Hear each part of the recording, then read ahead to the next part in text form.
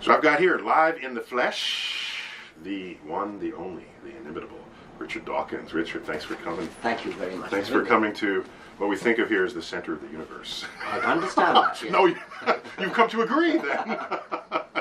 I think this is the first time Richard's visited me in my office, and so thanks for coming. Thank you. I want to just talk about the human mind's capacity to know and to think and to believe. You know, I look at how much trouble people have with mathematics, typically. If there's any one subject that the most number of people say I was never good at, insert a topic, it's going to be math.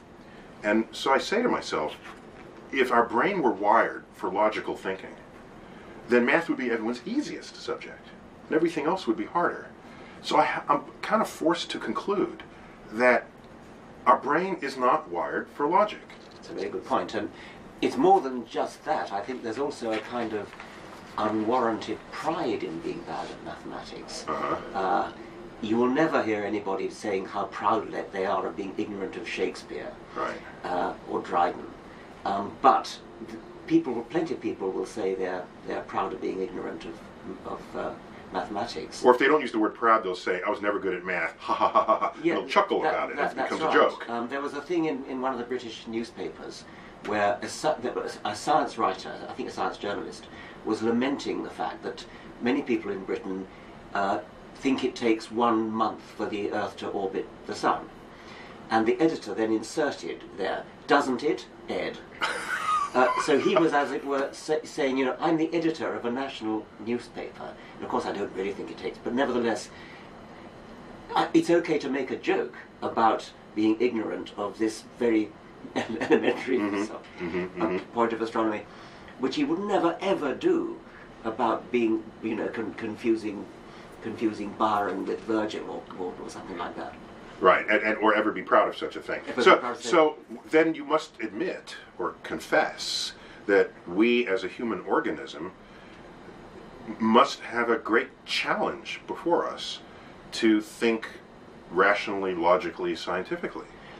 Yeah, I mean, you made the very interesting point that maybe we're not wired to be good at logic. Well, you generalized from mathematics to logic. Yeah, I did, but for this conversation, I think we can claim that. Certainly, many people are extremely illogical, but and they, by the way, they get along just fine in life. They live long lives, and. But I think it's an interesting point that our wild ancestors, needing to survive in the presence of lions and drought and famine and things, you'd think logic would be pretty important for survival, wouldn't it? So, if not mathematics, at least. Well, it could be maybe early people who said, "Oh, there's a creature there with big teeth. Let me investigate it further." Yes, I mean, in a way, that's right. Being too scientific is a bad thing. Curiosity doesn't always work. I had a cousin who was a little boy, put his finger in the mains and got a shock. So he did it again just to make sure. He's a real scientist, but not very good for survival. Right. So perhaps the gut reaction to run or to be scared or to chant or I guess what I'm getting at is there's so much of human civilization that derives not from logical thinking, but from what we might simply call illogical thinking. And, I mean, art. You know, I've got Van Gogh on the wall. No one's going to quiz him and say, how logical were you when you painted The Starry Night? And so, what does it mean to object, then, to people who feel this way? Because I'm more... I detach myself more from that battle than you do. You are in the front lines, and I'm way in the back line watching you do this. And I'm saying sometimes people just want to feel rather than think. Yes, I keep pushing back to the evolutionary origins of this, and when you have to survive in a hostile environment, it may be that you do need a certain amount of illogical gut. Yes, it may be that you need to fear things which logic tells you Well, maybe it's a matter of the odds that something is actually dangerous. Or the cost to you if it is. The cost to you. If you see a sort of rustling in the trees, it could be a leopard about to jump on you, but it's much more likely to be the wind, and the logical, rational explanation is probably it's the wind. But when your survival depends upon the remote possibility, well, not remote, the rather lower probability that it might be a leopard, the prudent thing is to be more risk averse than the statistics justify. Yes, exactly. Yes. Yeah. So okay. So now we have a world where we're prisoners of this sort of genetic molding that has occurred, and now. But so I guess my point is I don't object as much to that as you do. Yes. Okay. And it what's the phrase? It tickles your craw, gets in your craw, whatever that phrase is. Yes, yeah. Yeah, and so get on this this campaign. Let me try to get in your craw, whatever the expression is. Go on, bring it on. A former professor of astronomy at Oxford told me a story of an American astrophysicist who... Now, I am one of these folks, so I would know these names if you mention them, unless they're suppressed. He didn't tell me the name. Okay. And this man writes learned articles in astronomical learned journals, mathematical papers, and the mathematics is premised on the belief that the world is, that the universe is between 13 and 14 billion years old. Mm-hmm. And this man writes his papers, he does his mathematics and everything. He privately believes the world is only 6,000 years old.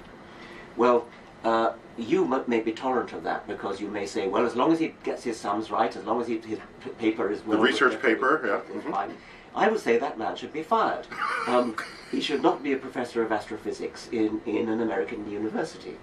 And we might differ about that because you might say, his private beliefs are private, they're nothing to do with me. If he does his astronomy right, then that's okay. Yeah. I agree with you that that's how I would react.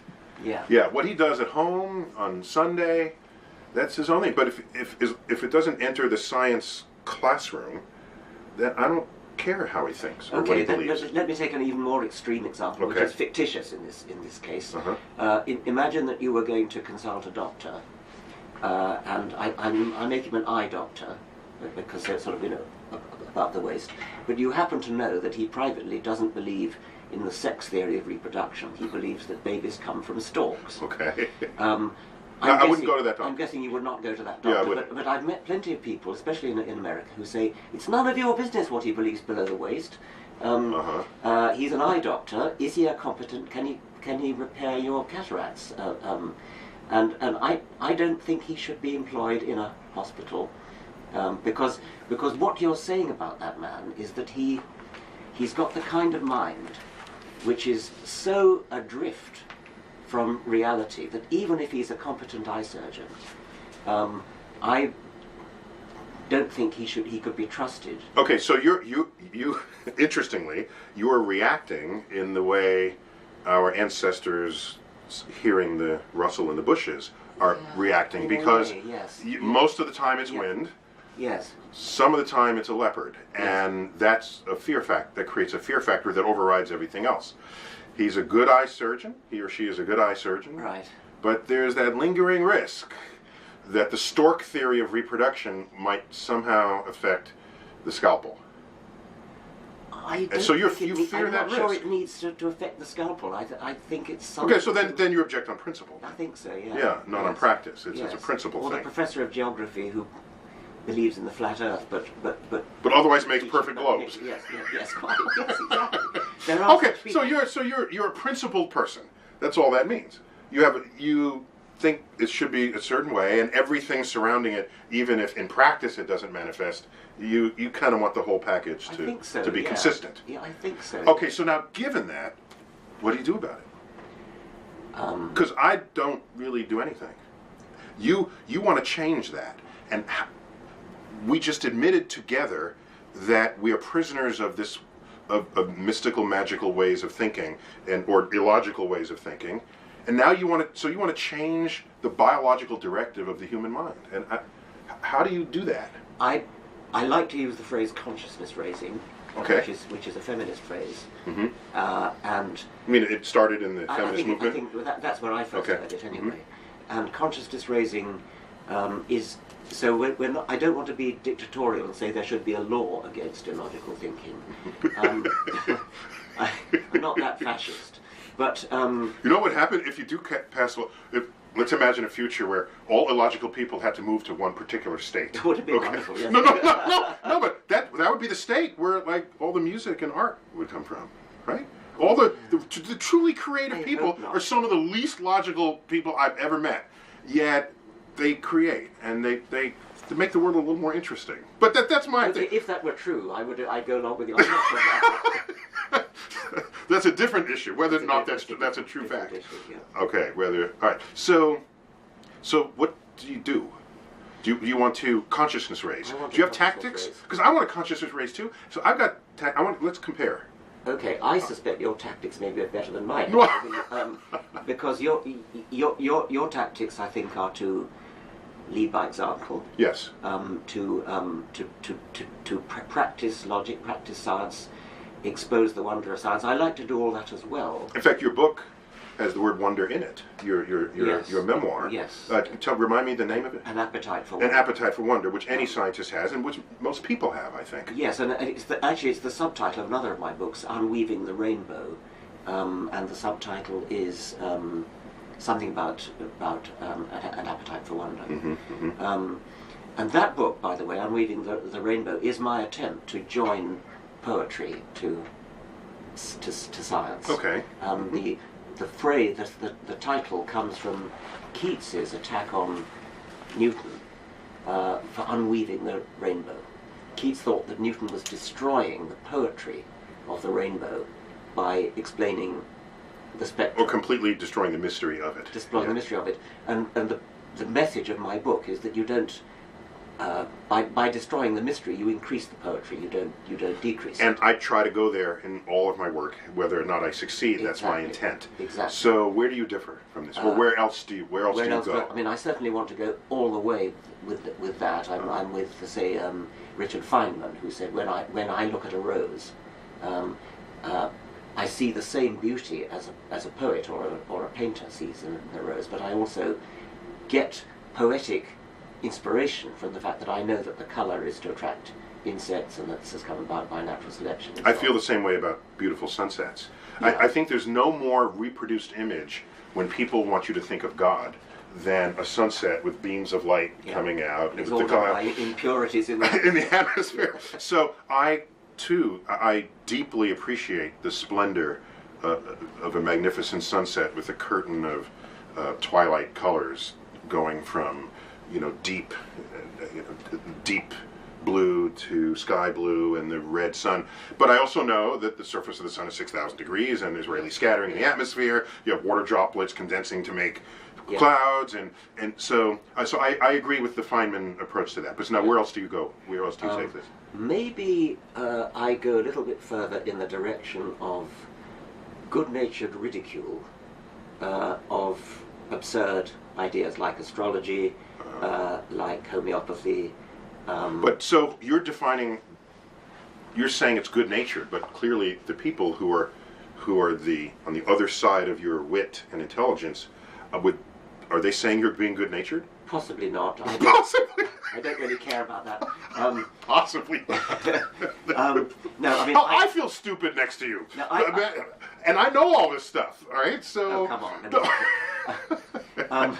I have an eye to not just the astrologer that I'm talking to, but for example, the radio audience, whatever it is that are listening in. Yes, the larger, because you have visible platforms where you share this. We both do, yes. and the point has often been made to me.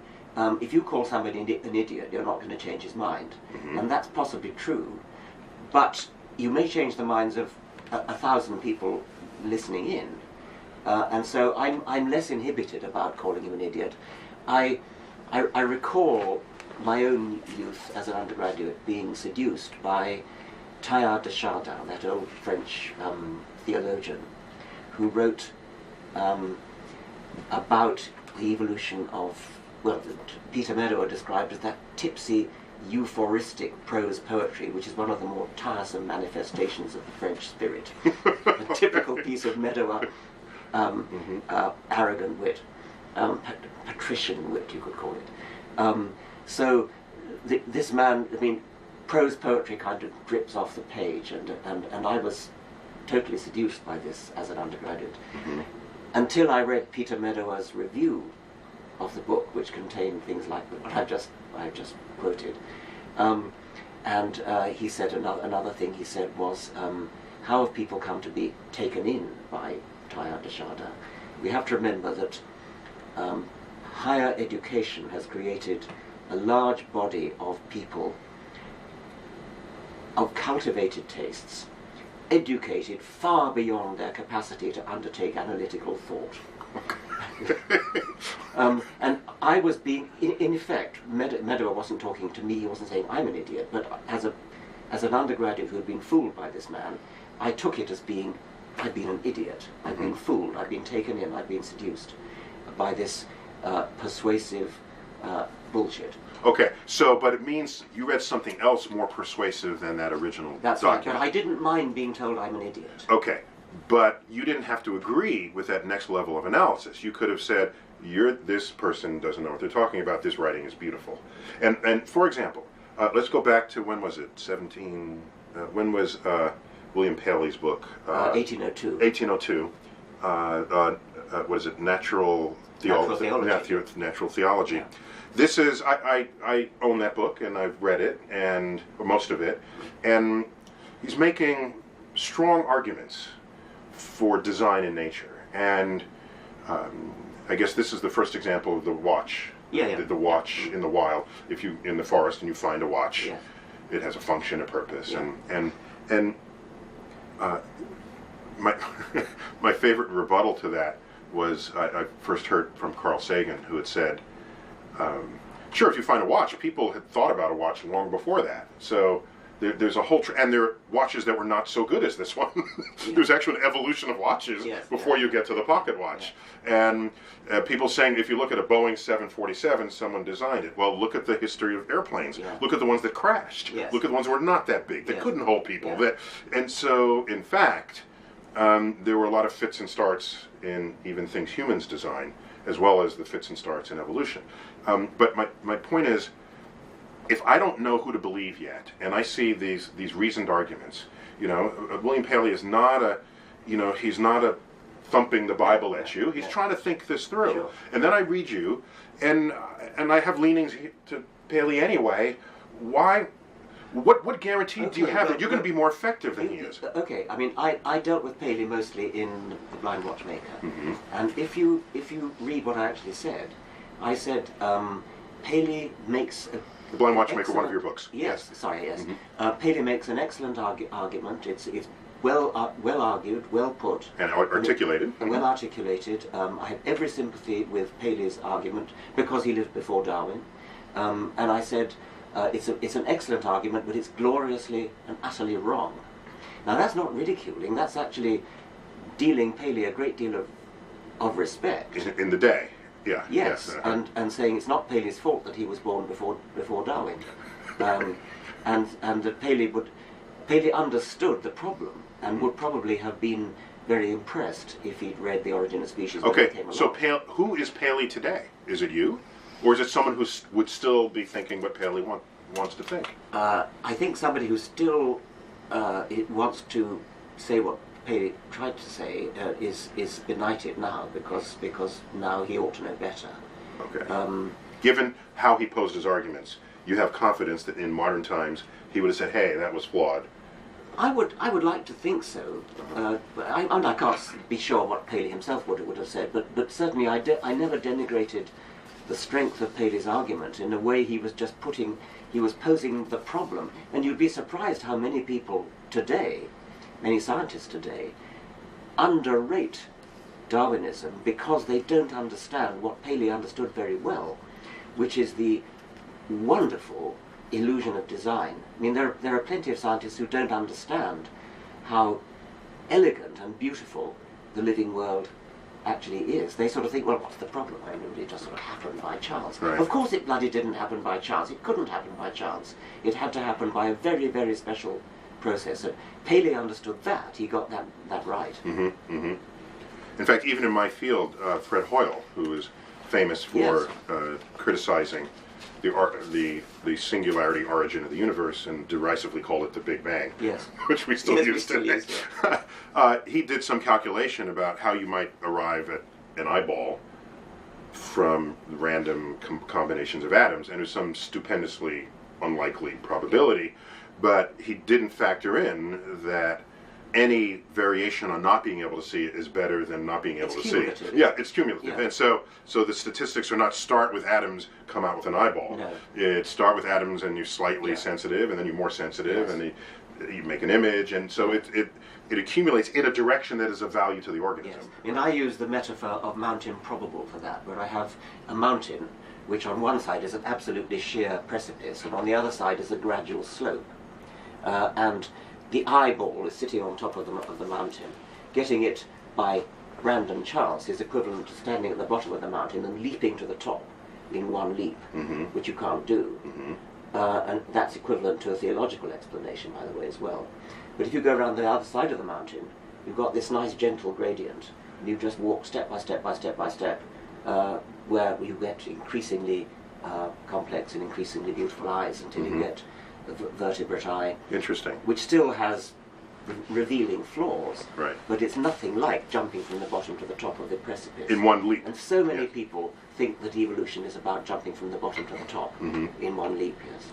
Okay, so when you have the conversation with the individual, knowing you have a platform, even if the individual is insulted or feels bad or feels stupid, you're relying on the fact that there's some other people that were perhaps on the fence who could be swayed by your arguments.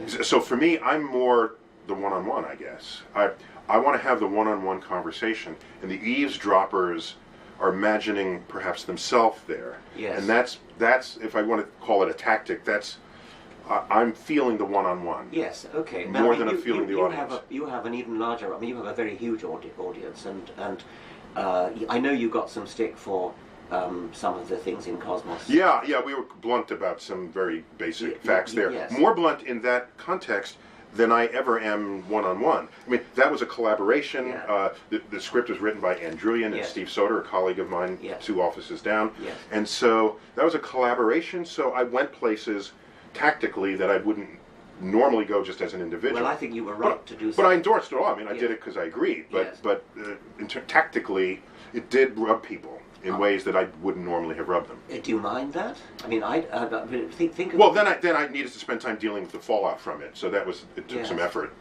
responding. Yeah. But you got, I mean, this was on Fox rather than PBS. Yes, it was on Fox. Yes. It was. There's no bigger place to put science than science on Fox in prime time on a Sunday night. Yes. But you noted correctly that tactic got some people angry, and but not people you need to respect. I mean, no, but I respect what everyone can be. I mean, I like hearing why people. Can I give an example? Yeah. I'll give an example. And how would you have handled this case? All right, I have a relative, right, whose father died. Okay, so he's my cousin. She's the nephew once removed. All right, she's the niece once removed. She's alone in the room with her father. The father is dead in a half-open casket. She reports to me. This is weeks later. By the way, she's a real estate agent, all right, and majored in accounting. Okay. So this is all right. She said her father sat up and she had a conversation with him. And I said, well, what transpired? And she said, well, he said, don't worry, I'm in a better place. And she said, I'm glad, we're sad you're gone, but I'm glad to hear. And so that was a conversation. She said this flat-footed, conveyed this conversation to me. So I said, okay, how am I going to deal with this? This is family. How am I going to handle this? Here's what I did. I said, Next time this happens, ask him questions that could be really useful on this side of that barrier. Yes. Like, where are you? Yes. Are you wearing clothes? Yes. Where did you get the clothes? Yes. Okay. Is there money where I you like are? that. Is Yes. there, what's the weather like? Yes. Who else is there? Yes. How old are you there? Yes. In your mind's eye, are you young or are you old? Is grandma there? Yes. How old is she? If grandma's where she is, would she make herself old or would she be young again? Ask questions. I think that's a terrific answer. Where you get information, and so now she's on notice. Next time this happens, she said, every time I see her, she said, "I got it. We're going to go there." And so now she's got her own little experiment that she's going to try. That's next time terrific. dead people sit up and talk to her. It's like Carl Sagan when he was talking about people who claim to be abducted by aliens. Yeah. These aliens are enormously more advanced than we. Said, did you ask them about Goldbach's conjecture? Did you ask them about to prove Fermat's last theorem?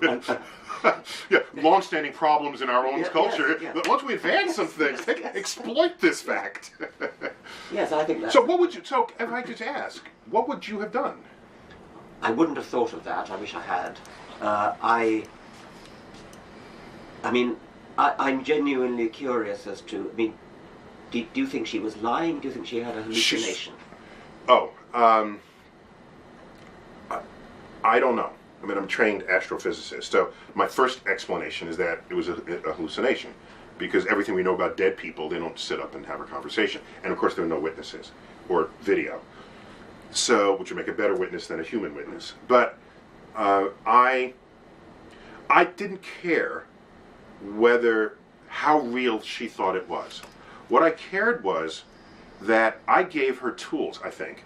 I gave her tools so that the next time this happens, she can separate an objective reality from what might have been in her mind. Yes. And then she arrives at that conclusion herself, not by me telling her she's hallucinating. I think that's terrific. I mean, if she was still grieving and still mourning, then I would have been inhibited in saying you were hallucinating. Out of sensitivity. Yes, out of sensitivity. Okay. And so there's a soft side to Richard. Sure there is.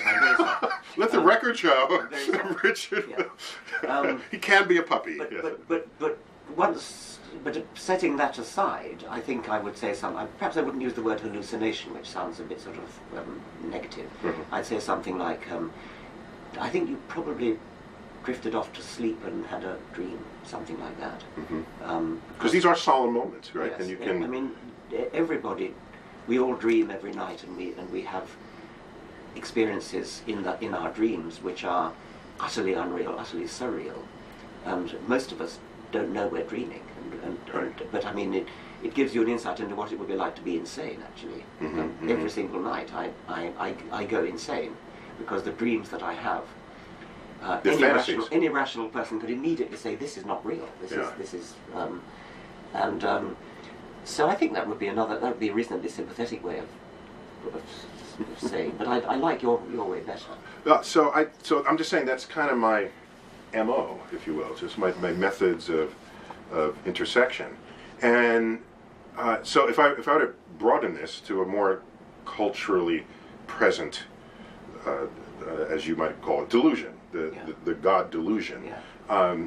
I don't really care how people think or feel about deity, about it, and I value the concept of a free country.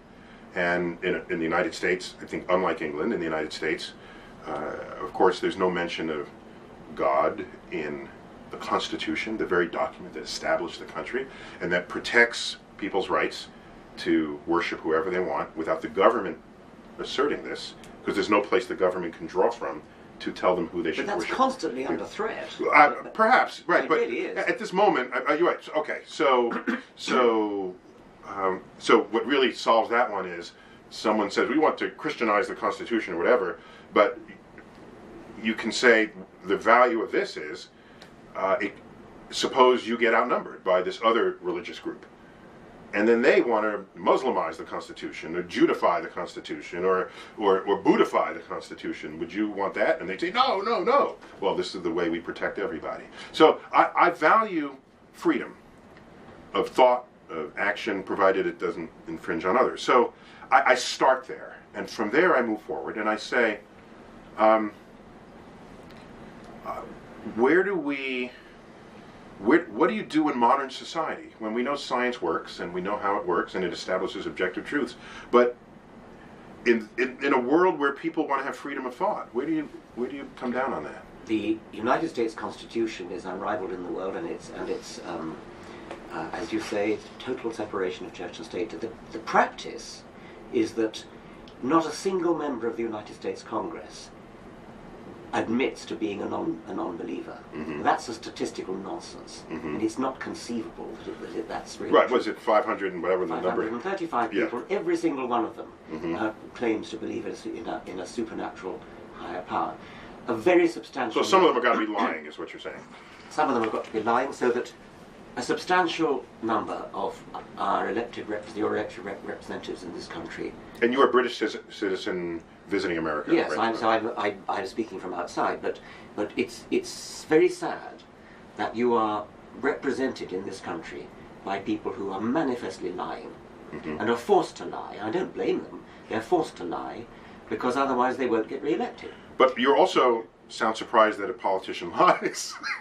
No, I mean, okay. I mean, Reality check. Okay, let's be cynical. And, all right. okay, of all the things they lie about, it's just one of them in the list. It's just, Okay. just one of them. Mhm. But it's very sad that they have to lie about their innermost beliefs, and they have to put on a mock sincerity, and they have to say, God bless America, with mock sincerity. It is tragic that people who don't want to lie about that, people like you and me who are absolutely sincere about our beliefs, could not get elected. And I think you're painting a too rosy view when you say, well, the Constitution protects. Okay. The Constitution may protect, but the In legal practice. system, in practice, the Supreme Court doesn't always. So what you're saying is the line that says there shall be no religious test for office of the Yes. president, that may be true legally, but in practice there is a religious test. Exactly. Yeah. There most certainly is. And the voters impose that. Yes. It's their democratic right to do so.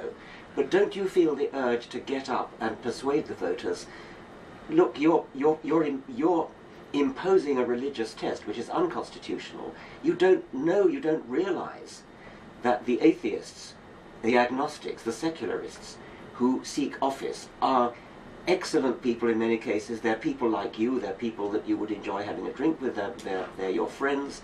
But they don't admit to their beliefs because they know they won't get elected if they do. Don't you feel the urge not just to persuade the legal system, but to persuade ordinary voters that they're barking up the wrong tree? They've misunderstood. So let's help me define this. So we have atheist, which I think is what generally understood what that would mean. In its simplest terms, it's atheist. You have no belief in Yes. a God. You don't necessarily positively deny. You don't say, I know there is no God. You say there is no evidence for Right. it. And so and secularism as a movement, how would you sort of Well, I understand frame that the definition may be a bit different across the Atlantic. Across the pond. Uh-huh.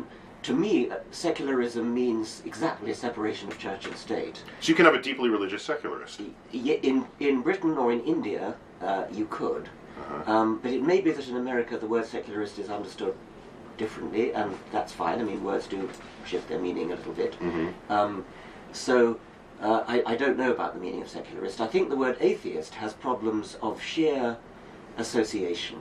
Mm-hmm. I don't know, you probably know the story of Julia Sweeney, the comedian who did... Well, I know the comedian. What's the story? Okay, Yeah.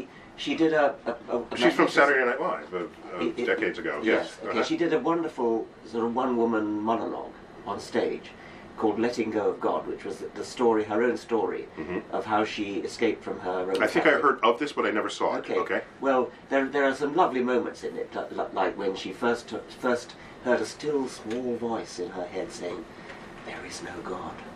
There is no God. My God, there is no God." My God. Well, maybe I made that last bit up, I don't know. But then, why? You know, how does the Earth keep going round the sun? And oh yes, there's Newton's laws. But then towards the end, she has a wonderful story about how it got into a newspaper that she'd become an atheist, and her mother read this, and her mother rang up in a panic and said, "Well, I don't mind you not believing in God, but an atheist?" Okay. So that's one of the problems we're up against. Okay. Whether that comes from McCarthy, whether that means that's because atheist was in the 50s synonymized Was associated with communism. communism. Yeah, I don't know, but anyway. Which is why we ended up putting God on our currency. In the 1950s. Yes, yeah. and it's in the Pledge halls of of Congress. In God we trust. Yes, and in the Pledge of Allegiance. So it may be that the very word atheist needs to be on public relations ground a casualty, and you can substitute non-believer or unbeliever or secularist. Yeah, I can tell you that in my life, there's been sort of a land grab of me by atheists to claim me as an atheist, and I've spoken on this in some various videos. My great objection is not simply whatever the definition of atheist is. I just don't want a title. I don't want to be labeled on the grounds that if someone comes to me expecting that I fulfill a title or some label, as I should say, then they will presuppose they already know my arguments in advance. And I'd rather they hear me from scratch and hear me build an argument and a conversation, and then we build it together. A very subtle point I'll just insert here. When I taught in college, I taught at a transition between when you had sort of transparencies that you could write on or you can pre-prepare them, and some professors would just slap on a fully laid out transparency and there were all the notes and they would speak to the notes. As opposed to building it up. As opposed to building it up. And I said, no, if you do that, they'll just it's like they'll just copy. Whereas if you draw the first part of the diagram, here's an axis of temperature and here's time and then you assemble the ideas together. And it's way deeper understanding of what's going on. That's a very good didactic point for actually teaching. I'm not sure it applies to what you were saying before about being labeled. I mean, you wouldn't... No, it does in the conversation. If you don't know anything about me, you have to learn it from scratch. If you were known to be a rationalist, for example, I mean, if you were known to be a realist, if you were known to be somebody who bases his conclusions on evidence... Right. Would you feel the need to hide that label on the same grounds? In the sense that someone coming into the conversation may be defensive in advance. They may have a posture in advance. They might try to line up some arguments in advance, and it denies the purity of a conversation that could have happened. The sincerity of a conversation that I value in a one-on-one encounter. That presupposes you've got time to develop. Yes, it does. Okay. Yes, it does. Well, I think I would be the same. I mean, if I were going to have dinner with somebody, and I wanted to persuade her that of my point of view, I don't think I would say, right, I'm an atheist. Okay. I think I would develop the thing step by step, develop the transparency one step at a time, kind of thing. But if I were living in a country where it was impossible to get elected, if you had that label, I think a little bit like gay pride. I mean, I think it's like standing out and saying, I'm gay, or I'm not gay, but I believe in gay marriage, or something. But I think part of the difference there is, and I think I've got this right, in the secular movement, there's an urge to get more people to think that way, or to be that way, on the grounds that you have a better society for having done so, or a more rationally deciding society. I don't know a single gay person who has an objective to turn everybody gay. They just want themselves to be respected for what they are, but they're not trying to make everybody else gay. And that's different from, such as in the book The God Delusion. There's no book, the straight delusion. We're the right way to be. So to me, there's a difference in objective between the gay movement and the secular movement, if you will. Yeah. I think you're exaggerating the desire of the secular movement to convert everybody to our point of view. We're not like missionaries knocking on the door and sort of saying, have you found Jesus, and that sort of thing. Or have you not found Jesus? Yes. Have you lost Jesus yet? It isn't really like that. It's rather more, we want to convert you not to atheism, but to the view that atheists should not be discriminated against. Okay. That there should not be. That's a purer message there. It's a purer message, and it's a very important one in the United States where atheists can't get elected to Congress. You don't have to say, yes, I'm converted, I'm now a born-again atheist, but you have to say, I no longer will discriminate against somebody because of his lack of religion. When I vote, I will look at the record and vote on other grounds. There are real problems with young people coming out, just like there was coming out as gay, with their parents. I mean, teenagers thrown out of the house because they've come out as an atheist. Well, we were on stage last night for our Star Talk Live, and there's a question that I deferred to, but I wanted to be honest with the. We were on stage last night, and during the Q&A, someone came up and had a very long-sounding question. I deferred your answer to his question for this interview, and he said he early on in his life he became an atheist, but then when he notified his parents, they were shocked. Yes. Damn near ready to reject him, disown him. What do you have suggestions for situations? One of the like things, I mean, we've got this campaign going called Openly Secular, and one of the things we're trying to do is to give sort of a pack of hints for that sort of thing. But there's an amazing. It's like, how do you know if you're secular? Yes. No, I mean, how do you break it to your parents if they're and it's very similar to the problem of breaking to your parents you're gay.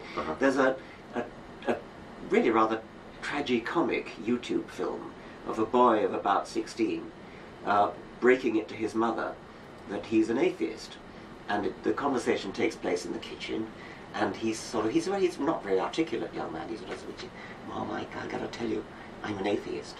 And she said, "You're an atheist? Right, no Christmas presents for you. That's funny. And tomorrow you're going to see the bishop." Okay. And so she's kind of hysterical, and the boy's kind of hanging his head and that thing. And his father's kind of... I'm still laughing at the no Christmas presents. Yeah, I know, That's good. And the father is kind of sitting slumped in his chair, sort of, not really wanting to be part of this. I worry a little bit about why somebody was filming it. I mean, it doesn't seem to be plausible that somebody would have actually had a camera running. Mm-hmm. So it may be a fake. But if it is, it's not a very well acted, sort of, it has the... But even if it is a fake, it's not an unimaginable scenario. So therefore, that's what we should be responding to here. I know it's common. I get letters. My foundation, the Richard Dawkins Foundation, for Science and Reason. For Reason and Science. Oh, Reason and Science. Yeah. Okay. Gets letters all the time from, especially young people talking about their parents. Sometimes people worried about losing their spouse. So of course, every time in marriage, if you announce to your spouse you're gay, you lose your spouse 100% of the time. Of course not. No. No, if you're gay, well, how do you play that? There might be special problems there with your spouse, but we, with my foundation a little bit earlier, sponsored a thing called the Clergy Project, which was an attempt to help to rescue, really, clergy people who have lost their faith. And the Clergy Project, we set up a website, a confidential website, where clergy people who have become atheists were able to converse with each other, commiserate, cry on each other's shoulders, and often under assumed names. I mean, they're really afraid of being detected. It's rather like a sort of secret society where they use false names for fear of being outed, for fear of spies getting in and recognizing them. And we're now up to, I think, more than 500 of these clergymen and women from all denominations who have become atheists, and they're carrying on living the lie. They're going on preaching sermons and conducting Well, they have that training, so it's not like... They have their training, they're not trained to do much else. I mean, some of them, one by one, they're beginning to come out, and they get jobs as counsellors or Oh, yeah, of course. That would be ideal. Yeah, yes, or carpenters, maybe. Just like Jesus, yes, a carpenter, right. yes. But it's only a trickle coming out at the moment. But I felt it was. I mean, originally my original plan was to try to raise enough money to give them scholarships for retraining for other professions. And of course, we couldn't raise enough money for that. But we did. We had enough money to set up this website, and they do get a feeling of bonding, a feeling of fellowship. They can talk to each other. It's the internet at its best. You find yes, people... but they can't talk to their spouse very often. They can't talk to their children. They can't talk to their parishioners. These would be denominations where you can marry, so it would not be Catholic priests. It wouldn't be Catholic, no. So they fear being outed because they are respected pillars of the local community. They're going to lose all that. They're going to be ostracized in many cases. So are we living in different times from a century ago? Did Darwin create a deeper divide? Was there a community of religious people who dug their heels in stronger after Darwin? Because I don't remember this level of conflict.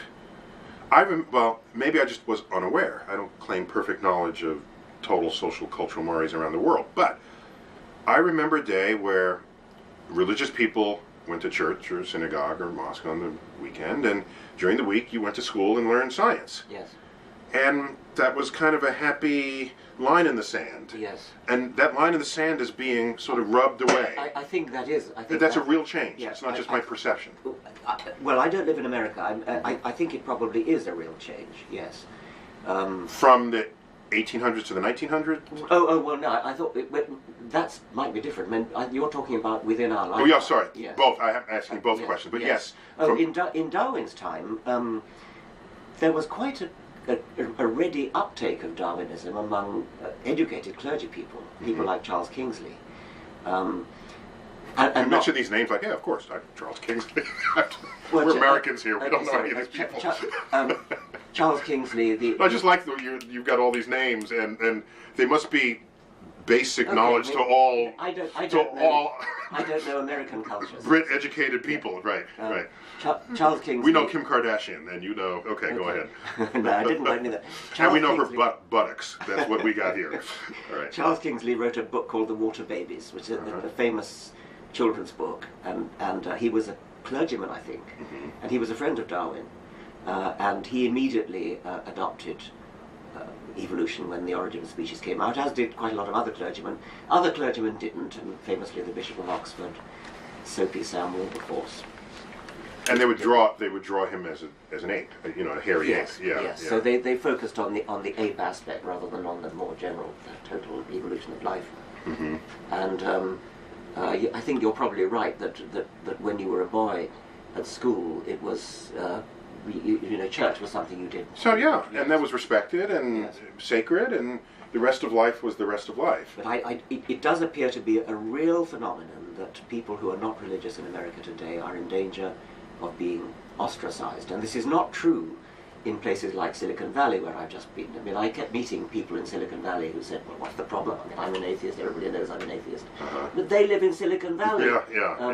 They don't live in the prairies. How about the UK or Europe in general? It's very atheistic, isn't that correct? Yes, and paradoxically, many European countries have an established church, and that may be no accident. It may be that the established church makes religion kind of boring. It's sort of whereas in America, religion when you have choice of religion, free enterprise, choice. Yeah, you advertise your mega church, and I can follow the preachers I like. Exactly. And then you go to this church rather than that church, and that's in fascinating. Britain, people don't go to church except to be married and buried. And when the brief time I spent there while we were filming Cosmos, that's when I learned. There's this thing called the Anglican Church. Yes. But it's an administrative entity practically, and beyond that, nobody goes to church. It crowns the monarch. That's it. Yes. And then it's done. Yes. And the rest of Europe is. I think Europe is very variable. Poland, for example, is almost exclusively Catholic and rather loyally so. Scandinavia, Not so much. Not like Scandinavia, they more or less totally dropped religion, except for Islam, incidentally.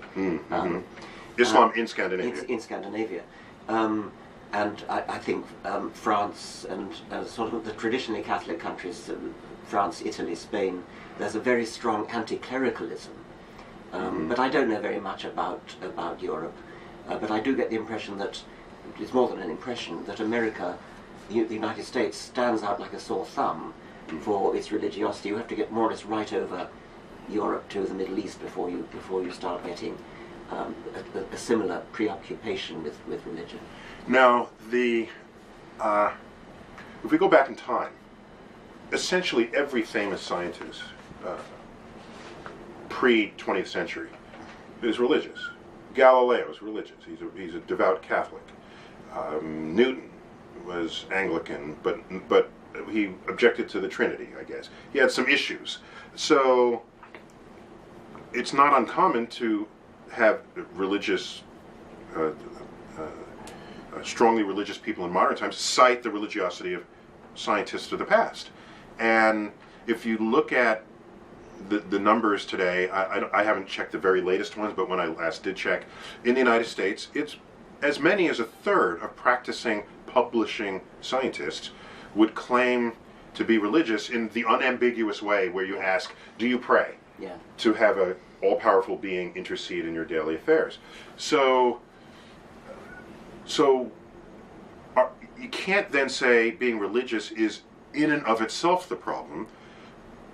You'd have to modify that argument to say it's when you want to do this with your religion that it's a problem. But otherwise, for all these other people, it's just fine. Okay, let me take that. I think we want to make a big distinction between the historical point and the present day. Sure, I conflated them, I'm sorry. Newton, Galileo, pre-Darwin. You couldn't not be religious pre-Darwin. At least, I mean, you could, but you would have to be very, very stalwart in your skepticism. Right. Because I look around the world, it kind of looks almost obvious. This is going to get misquoted.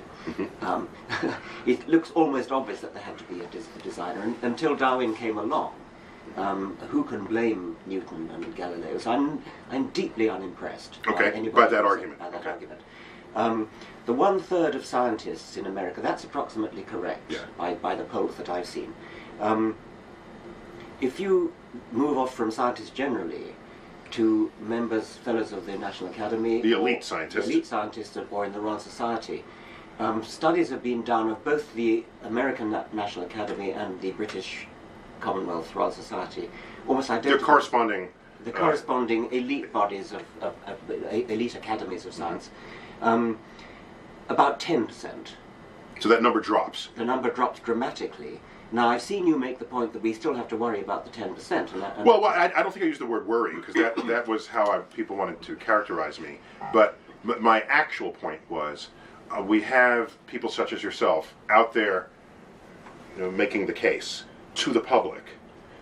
But I don't see you making the case to the third of scientists, our professional brethren. What hope do you have of converting the public, guiding them away from their leading them to more rational ways, when our own scientific community is representing in just that way to the level of a third? Okay. And even in the elite group, that 10% is not 0%. No, that's right. So clearly there's something you're never going to get to. I think that's right. You have to put a little bit of caution on that. If you ask them what they actually believe. The scientist. Yes, ask the scientist what they believe. They may say they're religious, they may say I'm Jewish or I'm Christian. If you actually ask these... this 1/3. The 1/3, and perhaps more particularly the 10%, what they believe, they will talk about mystery of the universe, and they have a sort of reverent attitude, which I have as well, and I think you have. But then if you say, do you actually believe in anything supernatural? You call yourself Christian, but you believe that Jesus was born of a virgin or rose from the dead? Of course they don't. And so you've got to kind of subtract them off, I suspect. You subtract off the Einsteinian... so the Einsteinian is that Spinoza's God, where if there's a God of the universe, that that is responsible for laws and things, and responsible for the universe that science observes, but which is kind of untestable. Yeah, at some I don't level. think it would even be responsible. I think it was just God is the universe, which is a bit different from thinking that there's an intelligence that started it all. So I think you want to subtract them off. Okay. Einstein, unfortunately, muddied the issue by using the word God rather And freely. everybody wants to claim him And for people their... therefore want to claim Einstein, rather like you're afraid of being claimed. Well, I just want to make my own arguments. Exactly. I don't want to use somebody else's argument. Einstein used God as a metaphor, and he said things like, what I really want to know is, did God have a choice in creating the universe? He simply meant, is there only one way for a universe to be? Yeah. Or when he said, God doesn't play dice, he doesn't play dice, but he doesn't play dice. He was expressing skepticism of the Heisenberg. Or the phrase, I want to know the mind of God. Yes, that's right. So subtract them off, and then you are left with a few who actually do believe in the virgin birth. And I don't know what to make of them. I mean, I think that they're, as it were, traitors to science. But they still do science, again. But like these... You object philosophically. Like the astrophysicist that I told you about. Yes, that. Who, I think he's a traitor to science, and well, okay, we've been there already. Perhaps I tell you, I mean, my British foundation, I have a British foundation as well as an American one. Is it the same foundation but separately incorporated? It's got the same name, separately incorporated. We did a survey, we commissioned a public opinion poll, and we chose the very week of the census, which took place in 2011. And the census in Britain actually asks what your religion is, and you have to tick a box that says Christian, Jewish, Muslim, etc., or none. So we sampled, we commissioned a professional polling organisation to sample those who tick the Christian box, to find out what they really believe. Obviously it was only a sample, it was a couple of thousand, but it was done professionally. And so we asked them questions like, okay, you tick the Christian box, do you believe Jesus is your Lord and Saviour? No. Do you believe Jesus was born of a virgin? No. Do you believe Jesus rose from the dead? No. Then why do you call yourself a Christian? Oh, because I like to think of myself as a good person. So that's the kind of level that's the kind of level that people will sink to in agreeing to tick the Christian box, to get the label, to accept the label of Christian. We then said, well, you like to think of yourself as a good person. It wasn't sequential, they were all separate questions, but do you like to think of yourself as a good person? When you're faced with a moral dilemma, when you're faced with a moral decision in your own life, do you turn to your religion? Or do you turn to your friends? Do you turn to your cultural background, etc.? That's an excellent question. I want to comment on that in a minute, but go on. Beautiful and I think question. It was only about 9% said that of the people who ticked the Christian box who said they turned to their religion, although a majority said that they ticked the Christian box because they like to think of themselves as a good person. So all this is showing really is be skeptical when people tell you that they're religious. Be skeptical when people tell you, I am a Christian or I am a Jew. Especially if they say I'm a Jew, that probably means that they are loyal to Jewish traditions. And in America, generally it means that there's unless they're full-out Hasidic practicing, Judaism is a culture more than it is a religion here in the United States. Which is fine. I was interviewed for the New Yorker magazine, and at some point the interviewer asked, how was I raised in any religion? I said, yes, I was raised Catholic. And that was actually the first time I'd ever said that publicly. I never tried to hide it, just no one ever asked. And I said, but it was kind of like we used to go to church weekly, and then it kind of faded to once a month. Then we became Ashes and Palms Catholic, where you just go on the holidays, and of course we celebrated Christmas. The real point I wanted to make in this article was that it did not influence in any obvious way any decisions we made, my mother never came to us and said, you shouldn't do this because Jesus is watching. There was no such interaction in the household. But the urge to say in an article on Neil deGrasse Tyson, he was Catholic, but now he's a scientist and lost his Catholic ways, as though there was some big transition that happened. There was no transition. There was no it's not, so I see the urge of people to want to make these associations, but in our household, there was never what would Jesus do. It's what would a rational thinking person do in this situation. Yes. And that's how my whole life unfolded. I think there is also a kind of cultural loyalty which is not so strong as the Jewish case which you mentioned, but especially perhaps in a place like Northern Ireland, which is politically riven between Catholics and Protestants. I mean, the joke about, yes, you're an atheist, but are you a Catholic atheist or a Protestant atheist? Is that true? Well, it's almost a cliche in Northern Ireland. But there is a sort of thing, you ask, well, I'm sure as hell not a Catholic, but so I'd better say I'm Protestant. Okay. Well, this is the problem with labels again. Yes, so it's what that is. It's all very well to say that in America there's a constitutional separation between church and state, but how do you deal with the fact that a non-believer cannot get elected to high office? Yeah, the closest I've come to addressing that was on Bill Maher. At that time, Congress was at some kind of voting impasse, and everyone was complaining that they can't agree, and I just thought about it. I reflected on a time when I was younger, when I had the World Book Encyclopedia, and I remembered opening up to the section on the presidents. There's a picture of every single president and a little mini bio, and I was just intrigued. I said, I wonder what professions these presidents were. And there they were: attorney, farmer, attorney, businessman, attorney. And I said, well, first, what is an attorney? Because I didn't know that was the same as lawyer at the time I discovered this. But I said, why are they all lawyers? But aren't there other things in the world? I want to be an astrophysicist, and maybe can other people be president? And I thought that was just odd. And it just sat in my head for decades, and because I'm that old. And then I realized we're at an impasse, and I think, well, what do lawyers do? They're trained arguers. And a lawyer who is paid to take a position will take that position whether or not that position is true. It's because they're paid to do so. And I thought that is a recipe for disaster in a Congress that has to come to agreement. So I lamented the absence of professions that specialize in having to make hard decisions on time and on budget. So I thought maybe a Congress that had more scientists, engineers, where objective truths matter, business people who make decisions every day that are based in objective truth because money is at stake. I just felt the mixture wasn't serving a nation where decisions had to be made. And in that context, I didn't care how religious people are. I didn't care I wasn't thinking, is it a religious scientist or not, a religious engineer or not? I care about the decisions people have to make and how they make them.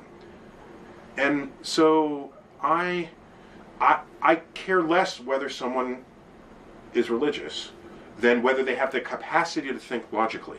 But more broadly, what I object to is dogma being the foundation of governance. And yes, dogma is a big part of religion, but there's other dogma. There's anything where you think something is true but have no evidence for it, and you want everyone else to think that way, that's dogma. So you're objecting to religion, I'm objecting to dogma, under which you find many expressed. I think I'm objecting to discrimination. I mean, if you heard that nobody would ever vote for a farmer because they had a complete misconception about what farmers are like, wouldn't you? Okay, so you want to educate people. I want to educate people. I mean, if a gay person could not get elected. All right. Okay, so I guess I discovered two variables there. So one of them is I want people who know how to make decisions in Congress, and I'm sorry, but I don't count lawyers among those who can. When you have two scientists, if we disagree, it's because one of us is wrong, the other is wrong, or we're both wrong, and we both agree with that fact that those three possibilities exist, and that we both are waiting for more or better data to resolve it, so that we will one day agree and then go out and have a beater. Lawyers don't. It doesn't happen that way. Anytime I've seen lawyers in conflict. All right, so now, with regard to can anybody become president? If most of an electorate, what's the number in the United States? 90%? claims religiosity. It's not as high as that, actually. But it's more like what, 2/3? maybe 70. 70? Okay. No, So it wasn't. maybe because the fraction of people who disassociate from organized religion is growing. Yeah. So you fold them in, Yeah. you get 30% of them. All right. But if most districts, voting districts in the country, have a majority of people who are religious, why should you not expect that they elect religious people to represent them? No, I'm but- not surprised at that. but- What you should be surprised is if you go to Silicon Valley, where everybody is devoutly atheist, and they elect a religious person. Then you say, this is your district. It's time to vote someone in who isn't. I don't think They do have the power. We don't have to say that the person elected should have the same beliefs as their electorate, but the electorate should not. That's kind of what representative No, government but they is. should not be prejudiced. They should not say, I will under no circumstances vote for a gay person, or I will under no circumstances vote for somebody with red hair. Okay, so that was true until you had gay communities that then elected representatives who could speak their case. The earliest good examples of that, the mayor of San Francisco. Okay, so then you say, okay, the city didn't collapse. You know, then it's by example rather than by. So what you need is go back to Silicon Valley if it's as atheistic as you say. I haven't ever hung out there.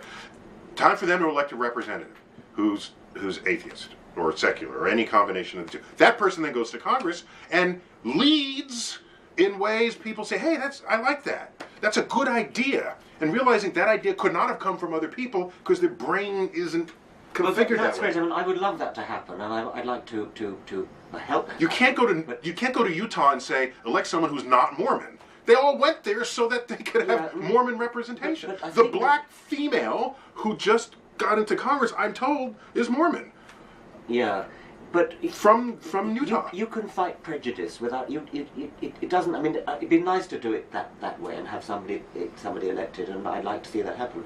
But there is rampant prejudice which is based upon misconception, and what we're trying to do is to remove that misconception by showing people these little video things we're doing, showing that atheists, non-believers, secularists. These are the people outing themselves. Yes, they're outing themselves, and they're nice people. They're nurses, they're doctors, they're bus drivers. They don't have two horns and a tail. I mean, you'd be amazed at the you'd be amazed at the misconceptions that are around. The equating of atheism with communism, for example, which dates from the 1950s. The story of Julia Sweeney's mother. I mean, these are worrying things which should worry any decent citizen. So again, And it's I bigotry. don't care if you don't believe in God, but you're an atheist. Yes, yeah. I mean, there's a lot of that about. Yeah. And even not believing in God is something people think you need morality. Sorry, you need God in order to be moral. I mean, a ridiculous idea like that. Consciousness raising, standing up and saying, I'm a Okay. decent fellow. All right. So that's an interesting distinction that I'm happy to embrace. All right. There is the religious community where they can be responsible for heinous acts of violence or warfare or prejudice. Okay. Then there are people who are just religious because they're religious, and they're okay with anybody else with whatever else they are. All right? I'd like to think that's the majority. I don't know if it is. Then there are people who are religious. Their religion is right, every other religion is wrong, and you're worse than even the wrong religions because you're atheist. They're the ones who don't really understand where morality comes from, and so these people need to be educated, no doubt about it. Yeah. And if they're educated by example, where they learn that their best friend comes out as secular, that's interesting. That's how we learn. That was what went far in getting society to understand and recognize and accept the gay population. And in fact, you've seen the statistics. The percentage of you've seen the statistics. If you look in the age spread of who endorses gay marriage and who doesn't. So the younger is the demographic, the more open they are to this, because they all have friends who totally are open about it. And the people 60 and over, none of their friends ever admitted to them that they were gay, because they're there. We got the numbers are real, and they show up in every generation. So maybe it's just slower than you want it to be. It's great to have friends doing that, and that's very important, of course.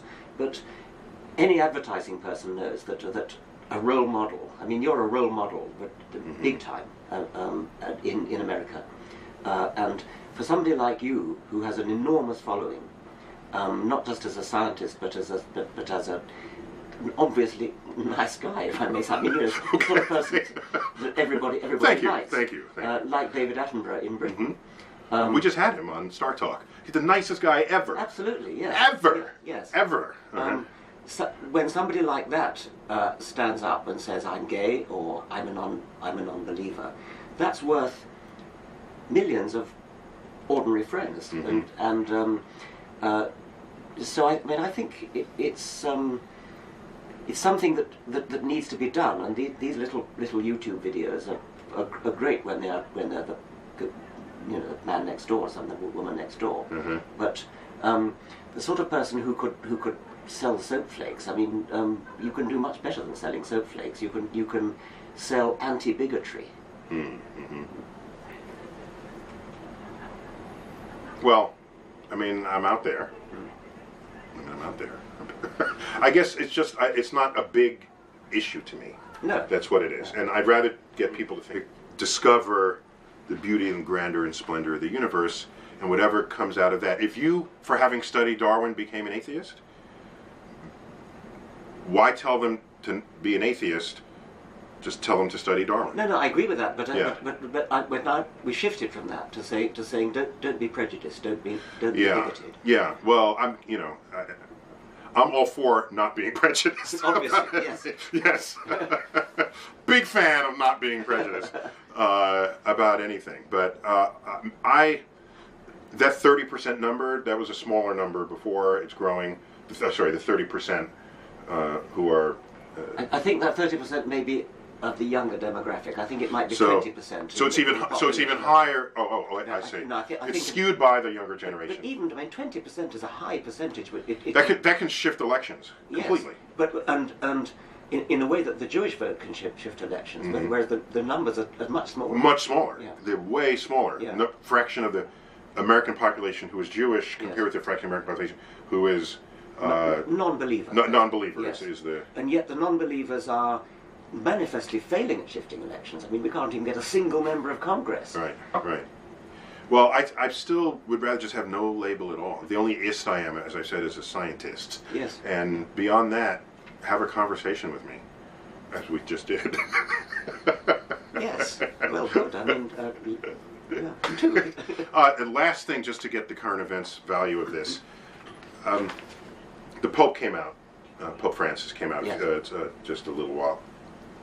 The Pope came out just a few news cycles ago, saying what I thought were quite forward-thinking things about the role of science and discovery and the role of Catholicism relative to it. I think a lot of that had already existed in some way in Catholic doctrine, but the press made a very big deal of this. And did you have a reaction at the time? Well, I think they made a bigger deal than necessary. I mean, Pope John Paul II said exactly the same thing. Yeah. And Benedict was not quite so vocal about it, but he didn't. So they're there in some way. They have no problem with evolution, and even Pius XII actually didn't either. But because what we did, I was on a panel for the I was on a panel for the National Academy of Sciences to create a committee to create a document titled Evolution versus Creationism. And it was a document for educators. Resources. Here's how you teach it. Here's how you can show where creationism, religious creationism fails and how biological evolution succeeds. We made great efforts to create an appendix in the back that listed every single religious organization that was just fine with evolution. And there's like a council of bishops, or there's some organizations out there. So I want to pose a question back to you. That exercise of making this document is not telling people to not be religious. It's saying, here's evolution and it is objectively true, fold it into your religion or not, but this is all we're trying to tell you to do. Whereas other things you've done professionally, God Delusion and others, are arguing against religion entirely. Whereas our document just said, here are religious organizations, they're with us on this. Yeah. That's a very important thing to do, because an enormous number of people actually... They're influential. And yes, but lots of people think that that in order to believe in evolution you've got to give up your religion. And their pastors, their priests, bear responsibility for that, because and so it is a very important message to get out there. Sometimes I feel a little bit unsatisfied by that. I think that there is something deeply unscientific about religion, and there's something deeply unscientific about Van Gogh's Starry Night.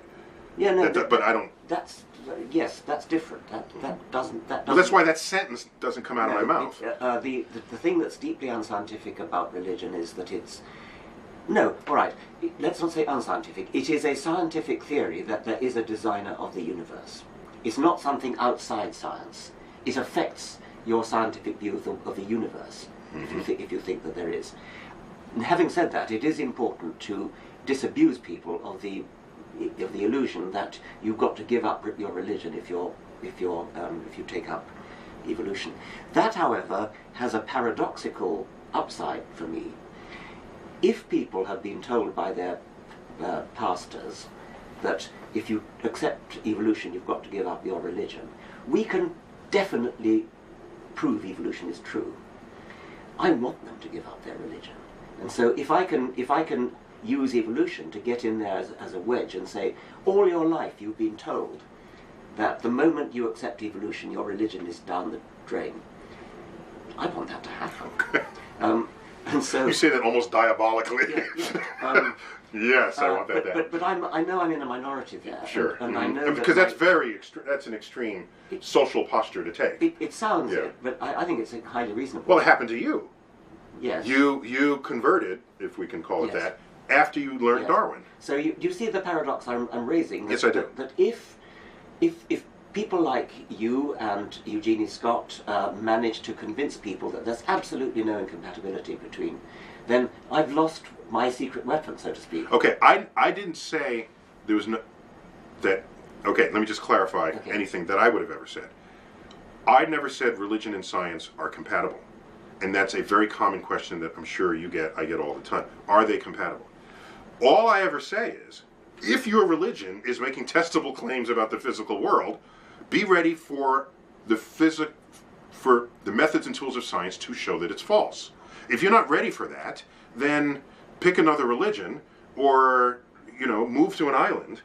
But if you're going to make testable claims, we're going to be all up in those claims. And the history of that exercise is one where science wins every time. Every single time. Every single time. Okay. And so what has happened over the years is the Bible, like the Jeffersonian Bible, where he cuts away all of the miracles and leaves the Sermon on the Mount and leaves the statements that actually have some strong redeeming cultural, social value.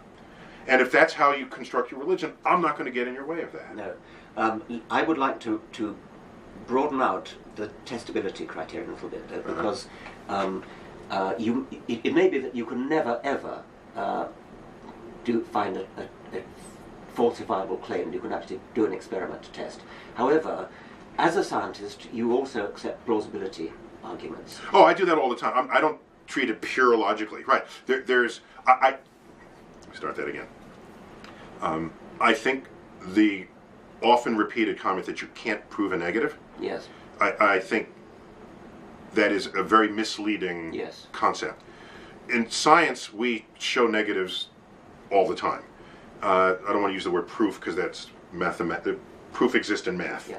Here, so for example, if you have a hypothesis that a bear exists in a certain zone, a certain geographic zone, and you know that the bear would have to be heavy, and if it rains, a bear would leave footprints, and bears poop, large poop, all right?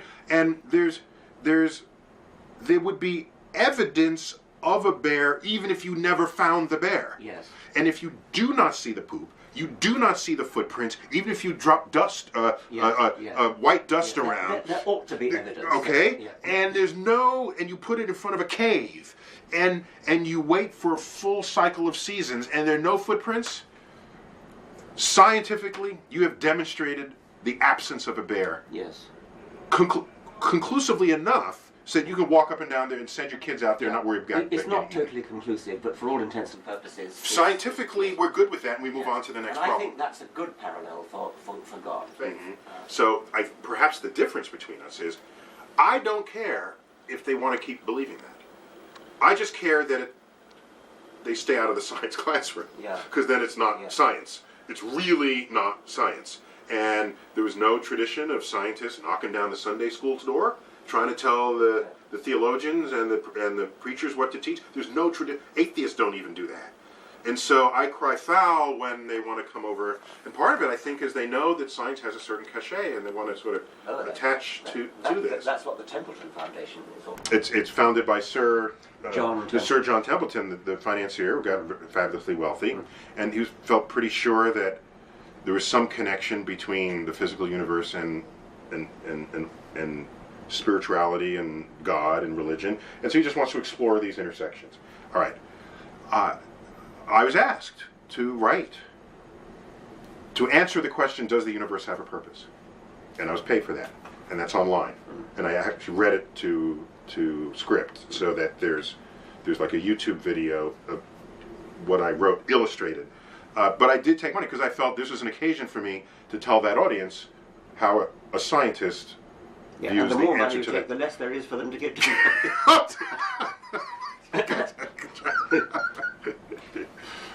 So Richard, thanks for coming through town. Okay. This is a long overdue conversation, because Yes. I think every time I see you, I say, I want to tell him this, and I want to think about that, and get his take on this. So, but it was great to have you here, and maybe we can do this again over dinner, over a bottle of wine, and then more will come out in a different way, perhaps. So thanks again. Okay, All thank right. you. Good.